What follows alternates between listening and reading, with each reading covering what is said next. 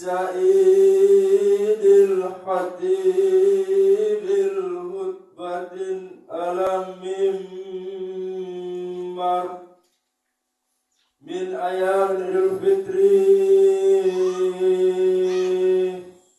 رحمكم الله.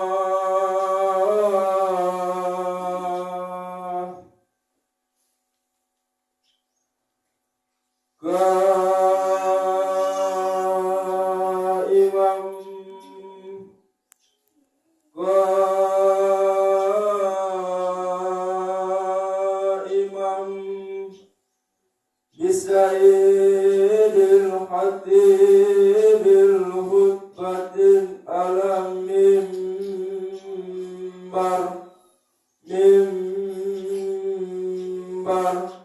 من أيام الفطر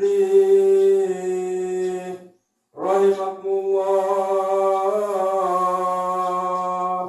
رحمكم الله.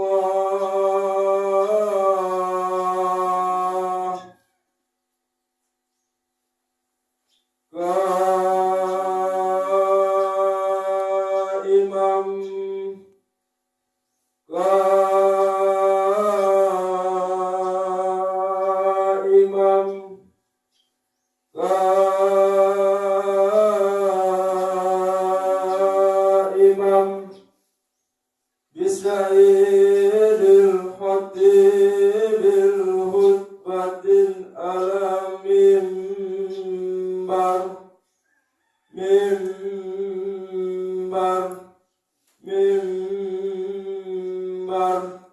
من أيام الفطر رحمكم الله رحمكم الله رحمكم الله.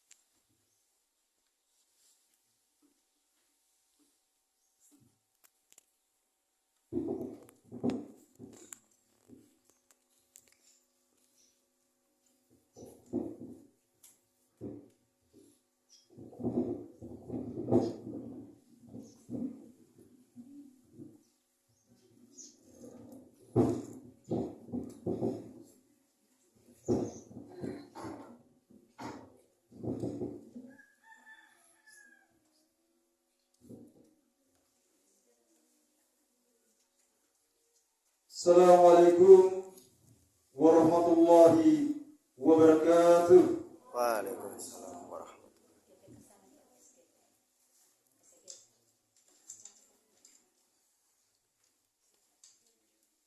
Allahu Akbar, Allahu Akbar, Allahu Akbar, Allahu Akbar, Allahu Akbar, Allahu Akbar, Allahu Akbar, Allahu Akbar, Allahu Akbar.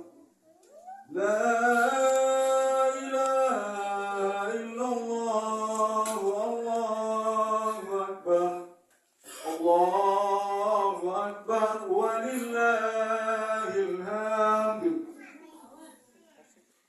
Alhamdulillahilladzi farada as-siyam 'ala al-mu'minina wa balaga bihi makamal muttaqin. Ashhadu an la ilaha illallah wahdahu la sharika lahu sarrafana bihadha ad-din amarna bittiba'i hadayhi al-mubin wa ashhadu anna sayyidana Muhammadan abduhu wa rasuluhu arsalahu Allahu rahmatan lil alamin. Allahumma salli wa sallim ala sayyidina Muhammad سيد الأنبياء وإمام المرسلين وعلى آله الطاهرين وأصحابه الطيبين ومن تبعهم بإحسان إلى يوم الدين. أما بعد، فيا معاشر الآيدي والفائزين رحمكم الله، اتقوا ربكم وسارعوا إلى مغفرة من ربي. آمين. معاشر الآيدي والأيدات رحمكم الله. Sejak memasuki awal Syawal semalam, suara takbir bergema syahdu memenuhi angkasa raya. Takbir yang mengisyaratkan sambutan kemenangan menjemput fitrah kesucian, layaknya bayi yang baru lahir tanpa noda, yang disambut lantunan takbir, azan dan iqamah di kedua telinganya. Orang beriman pun demikian adanya. Setelah keluar dari bulan Ramadan dalam keadaan bersih seperti baru dilahirkan ibunya, kaum mukminin disambut oleh lantunan takbir kemenangan di awal Syawal, agar spirit kalimat thayyibah itu dapat mengiringi kehidupan di bulan-bulan selanjutnya. Di pagi mulia ini, lantunan takbir kembali menggetarkan alam semesta. Takbir yang berisi pengagungan mutlak kepada Allah Subhanahu wa Ta'ala, yang teramat, yang menyadarkan manusia akan kelemahan dan kedaifan dirinya, yang teramat kecil, hina dan nista di hadapan Sang Maha Kuasa. Allahu Akbar, Allahu Akbar, Allahu Akbar, walillahil hamd. Kaum muslimin jamaah yang dimuliakan Allah, di tengah kesatuan satu Syawal yang mulia hari ini, sejak kita merenungi kembali sebuah peristiwa tragis yang pernah menjadi luka sejarah umat Islam untuk kita jadikan sebagai pelajaran kehidupan.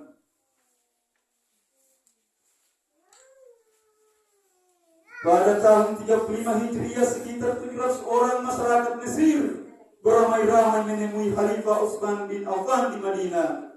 Mereka meminta kepada Khalifah segera mencopot gubernur Mesir saat itu, Abdullah bin Abi Shalih, yang jalim dan semena-mena.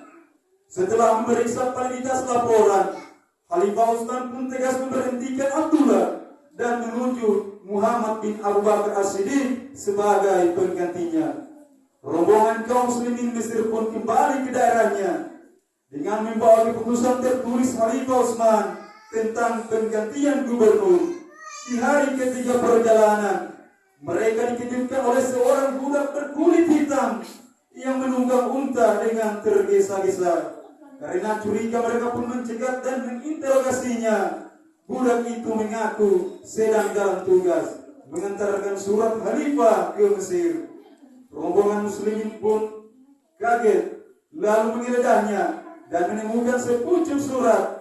Di sampul surat tertera berasal dari khalifah untuk gubernur Mesir. Surat dibuka di hadapan sahabat Muhajirin dan Ansor. Isinya sangat mengejutkan. Di dalamnya tertulis, bila Muhammad bin Abu Bakar telah tiba di Mesir bersama si Fulan dan si Fulan, hendaklah langsung dibunuh saja. Isi surat yang mereka bawa telah dibatalkan, dan hendaklah terus memegang jabatan gubernur sampai ada perintahku yang sah. Melihat isi surat yang sangat berbahaya, mereka memutuskan untuk kembali ke Madinah, meminta penjelasan langsung dari khalifah. Keadaan menjadi kacau saat isi surat diperlihatkan kepada beberapa sahabat utama Rasulullah dan penduduk Madinah. Kabar cepat menyebar, kaum muslimin terbelah. Sebagian ragu kalau surat itu ditulis oleh khalifah. Sebagian lagi langsung percaya mentah-mentah dan bereaksi penuh amarah. Khalifah Utsman bersumpah dengan nama Allah, menegaskan bahwa surat itu tidak pernah ditulisnya. Sekalipun mayoritas para sahabat meyakini kebenaran sumpah dan pengakuan khalifah, namun tidak cukup untuk meredam huru hara. Keadaan terlanjur genting, tak terkendali. Di tengah kegaduhan situasi, pihak-pihak yang licik turut memanas-manasi, menghasut orang-orang yang emosi untuk mengepung rumah Khalifah dari segala sisi. Penjagaan beberapa sahabat Rasulullah di sekitar rumah Khalifah menjadi tak berarti. Sementara orang-orang jahat terus melancarkan provokasi.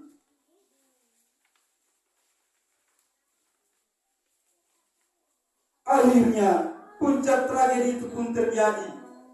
Khalifah Utsman terbunuh syahid sedang menggenggam mushaf yang suci. Kota Madinah gempar, umat Islam geger. Sayyidina Utsman bin Affan, salah seorang sahabat utama yang dijaminkan masuk surga, menantu dinasti Rasulullah, sang pendidik dua cahaya, sang juru ain itu gugur dengan sangat tragis. Gara-gara sebuncit surat yang tidak jelas asal usulnya, gara-gara surat palsu yang berisi kabar palsu yang tidak diketahui siapa penulisnya, Khalifah Utsman radhiyallahu anhu terbunuh syahid karena sebuah informasi hoax yang tidak berdasar. Allahu Akbar, Allahu Akbar, Allahu Akbar, walillahil hamdu.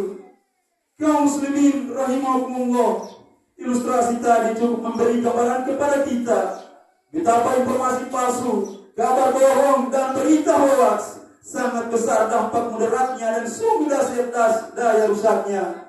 Hoax bisa menyebabkan rusaknya nama baik seseorang, tercemarnya kehormatan, terjalinnya harta benda, bahkan hingga tersumpahnya darah orang yang tak bersalah. Hoax yang provokatif bisa menyebabkan pertikaian kelompok, tawuran antar kampung, konflik lintas agama, bahkan hingga hancurnya suatu bangsa.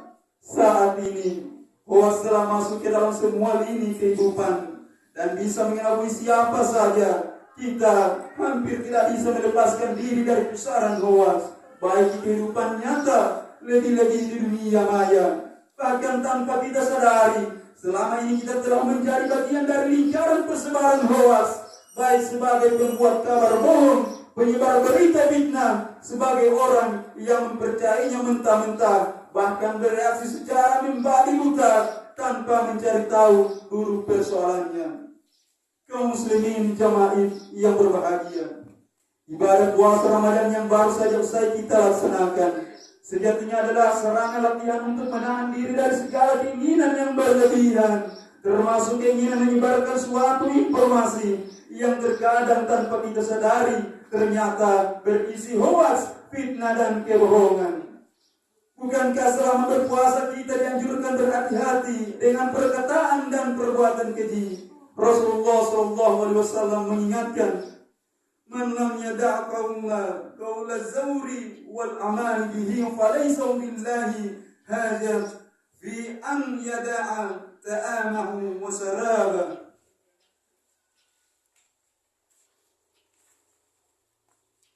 Artinya, barang siapa yang tidak meninggalkan perkataan buruk dan perbuatan keji, maka Allah tidak butuh dari rasa lapar dan haus yang dia tahan. Hayat Imam Al-Bukhari.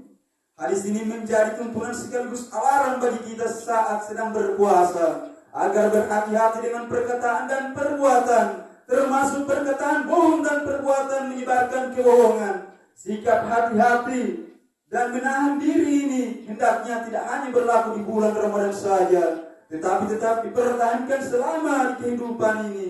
Tahanlah lidah agar tidak tergesa-gesa menyampaikan suatu berita. Tahanlah jari untuk tidak terburu-buru men-share sebuah informasi. Pastikan terlebih dahulu kejelasan dan kebenarannya. Bahkan suatu sebuah informasi yang benar sekalipun, jika tidak terlalu bermanfaat atau potensi mudaratnya lebih besar saat disampaikan, sebaiknya kita tinggalkan saja. Cukuplah hadis-hadis Rasulullah berikut sebagai pengingat. Kafabil mar'i kaziban an yuhaddisa bikulli ma sami'a. Cukuplah seorang disebut pendusta jika dia mengatakan segala hal yang dia dengar. Khair Muslim. Min husni islamil mar'i tarkuhu ma la ya'nihi, di antara tanda baiknya keislaman seseorang adalah meninggalkan perkara tidak bermanfaat. Khair At-Tirmidzi. Kaum muslimin jemaah yang dimuliakan Allah, ibadah puasa Ramadan yang baru saja berlalu juga merupakan metode pembersihan jiwa dari sifat tercela, sekaligus momen menghiasi diri dengan sifat terpuji. Puasa Ramadan merupakan ibadah yang unik, merupakan ibadah yang diam, sunyi, pasif dan rahasia. Tak bisa dipoles agar terlihat lebih berkualitas. Tidak bisa bikin seolah terlihat kita paling merasa lapar. Tidak bisa dikemas seolah puasa kita yang paling lama. Karena semua orang mengawali dan mengakhiri puasa harian dalam rentan waktu yang sama. Tidak bisa di-branding seolah puasa kita paling baik. Karena ibadah puasa dilakukan tanpa atribut penanda apapun. Dalam ibadah puasa, semua pelakunya terlihat sama dan biasa saja. Puasa berbeda dengan ibadah salat yang dilakukan berlama-lama di depan banyak orang, tetapi cepat-cepat diselesaikan ketika sendirian.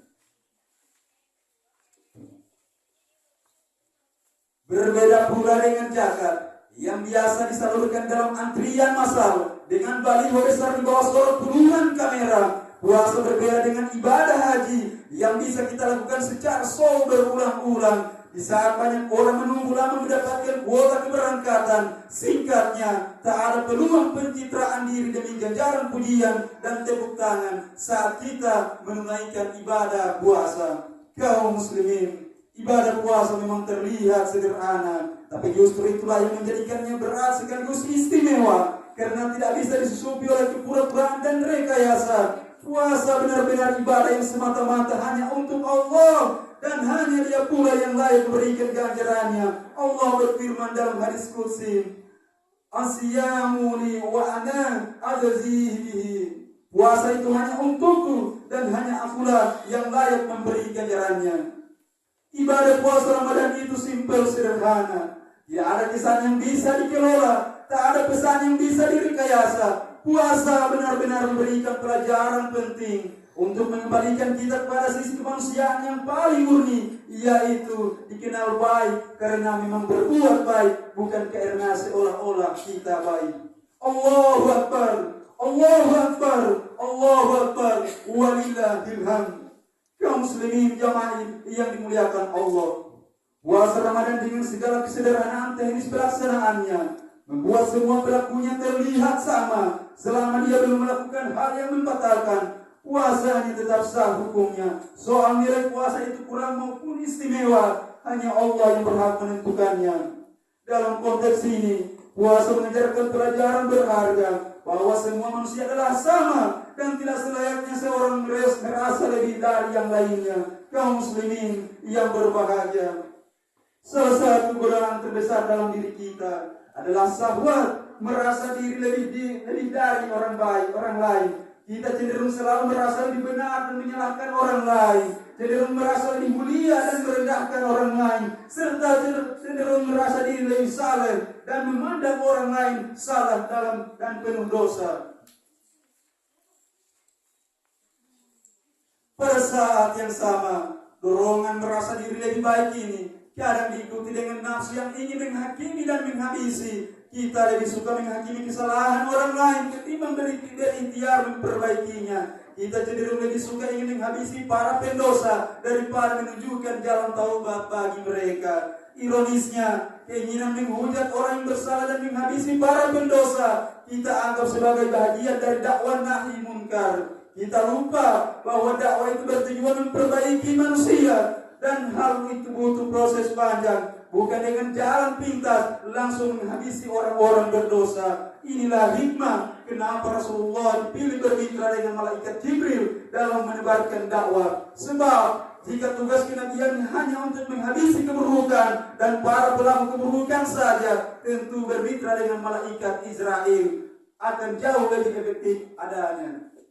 Allahu Akbar, Allahu Akbar, Allahu Akbar, walillahil hamd. Kaum muslimin jamaah yang dirahmati Allah, sifat merasa diri lebih dari orang lain hakikatnya adalah puncak kesombongan warisan iblis. Gara-gara merasa diri lebih baik, iblis berani menentang perintah Allah untuk melakukan sujud penghormatan kepada Nabiullah Adam alaihissalam. Allah berfirman, "Qala mana anka ala tasjuda إذ أمرتك قال أنا خير منه خلقتني من نار وخلقته min tin. Artinya Allah berfirman, apakah yang menghalangimu untuk bersujud kepada Adam di waktu aku menyuruhmu? Iblis menjawab, aku lebih baik darinya, karena engkau menciptakan aku dari api, sedangkan engkau menciptakan dia dari tanah. Quran surat Al-A'raf ayat 12. Karena merasa diri lebih baik, iblis meremehkan makhluk lainnya, membangkang perintah Allah, menjadi makhluk terlaknat, terusir dari surga. Maka kita bersyukur Allah menghadirkan ibadah puasa Ramadan sebagai metode melumpuhkan keangkuhan jiwa, merasa diri lebih dari orang lain, sekaligus mengikis potensi laten kesombongan warisan iblis yang bersemayam di dalam diri. Puasa dengan segala metodenya merupakan terapi ilahiyah yang menyadarkan manusia bahwa sebagai makhluk gaib tidak ada yang patut disembunyikannya, baru seharian menahan lapar dahaga berpuasa. Sudah cukup menjadikan manusia lemah, tidak berdaya.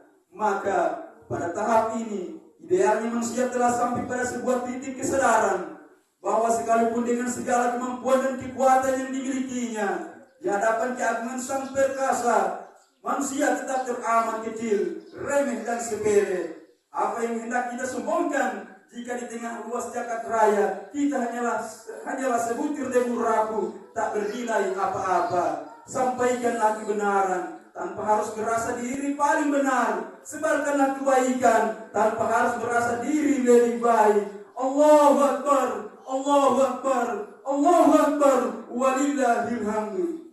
Kaum muslimin, jamaah rahimakumullah, untuk kesempurnaan kemenangan kita di hari lebaran yang agung ini, mari bersama saling meluaskan jiwa, melebarkan pintu hati untuk saling mengikhlaskan dan memaafkan dengan sesama. Semoga dengan rahmat Allah kita termasuk golongan umat yang dimuliakan dengan ketakwaan dan disucikan dari dosa-dosa selepas keluar dari bulan Ramadan.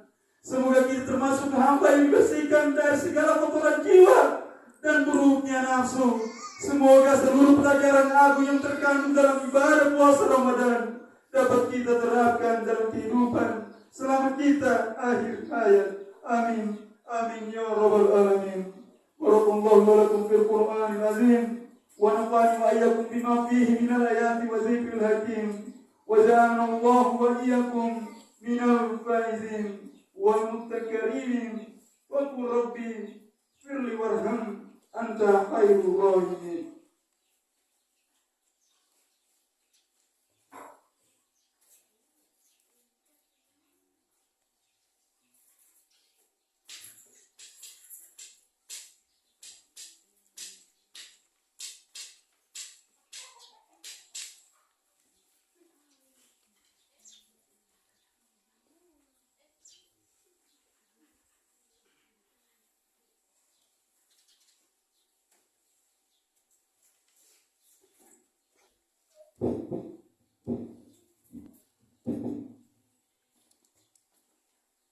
Allahu Akbar, Allahu Akbar, Allahu Akbar, Allahu Akbar, Allahu Akbar, Allahu Akbar, Allahu Akbar.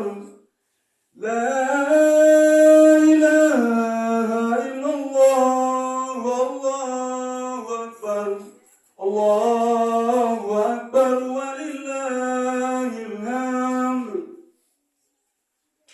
Alhamdulillahi rabbil alamin. Ashhadu an la ilaha illallah wahdahu la syarika lahu wa ashhadu anna sayyidana Muhammadan abduhu wa rasuluh. Allahumma salli wa sallim ala sayyidina Muhammadin wa ala alihi wa sahbihi ajma'in.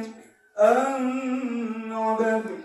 فيا عباد الله أوصيكم بتقوى الله فقد قال الله تعالى يا أيها الذين آمنوا اتقوا الله حق تقاته ولا تموتن إلا وأنتم مسلمون. قال الله تعالى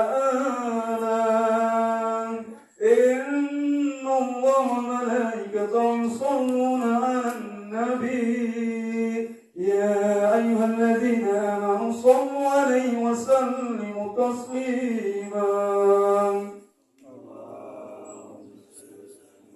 اللهم صل وسلم على سيدنا محمد المرسلين وعلى سلامتنا أربعة